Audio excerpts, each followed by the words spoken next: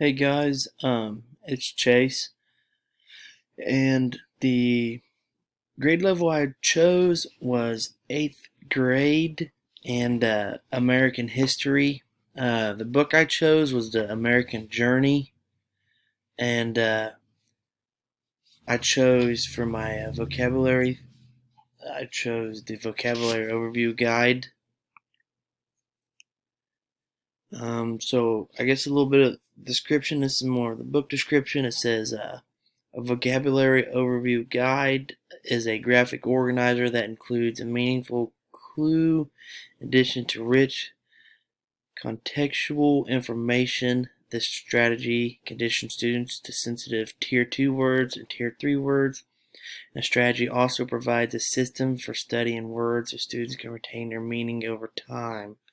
So this is like helping students learn words that you'll see in writing, but most of the time it's going to be speaking words. It's a lot easier to use bigger words when speaking than is writing because a lot of people don't know how to spell them. And then for how I became familiar with this is I read the pages, practiced with it a little bit, talked to some fellow classmates, um, discussed it, ran some ideas through them. They ran some ideas through me. We were able to get a pretty good idea of how this works. And then why I chose this is because this goes. Uh, why I chose this is it helps with the bigger words and the more challenging words for students to understand. I believe it helps them understand what they are reading, um, and it gives me the option to help them if they're struggling. I can uh, ask them questions. We can work through it together because when a student struggles, they're more apt to learn the word than if I just walk over and tell them what it is and kind of goes in one ear and out the other. How I'd integrate this into my classroom would be like ask the students like how they understand the word. As you can see, they have a KHSN. Um, so like if a student is having problems with the word, I can come over to them and be like, all right, so I can have this KHSN in my classroom somewhere and be like, okay, so on this scale, um, tell me what you think. Do you know it? Um, I have. Do you have any idea of what you think this word means? Have you seen it before but don't know what it means? Or have you never seen it before? Day.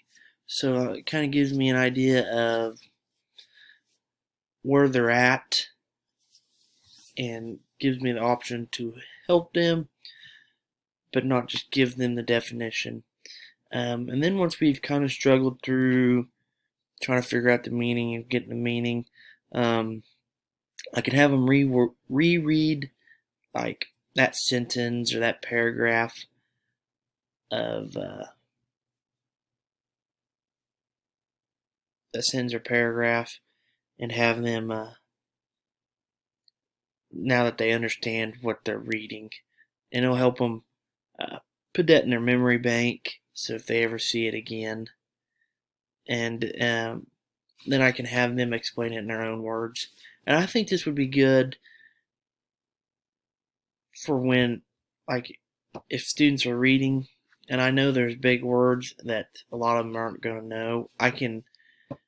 We can do it as a class, work together, and come through the words, and then we can have them each do their own, uh, put it all in their own words to help them and maybe their classmates. Maybe they'll say something and it clicks with another classmate, or another classmate will say something and it clicks with them.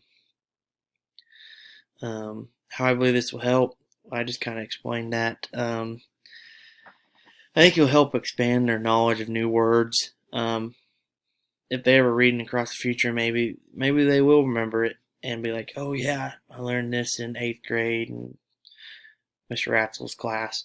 Um, so I believe they'll always be there to help them. So, and then how do I know if it worked? Um, I'll probably ask students the definition of the words, especially ones that if I go over in class, like I won't do a legit quiz, but I might be like, all right, we're gonna do a quiz and not count it for anything. Um, you can't expect students to remember a bunch of definitions, but maybe if I tell them that I'm going to quiz them, maybe it'll help them remember it, um, or maybe give a pop quiz every now and again to really keep them on their toes. I believe it's important for them to expand their vocabulary, not just remember the information to uh, just get by and get them to leave me alone. So that's all I have. Thank you.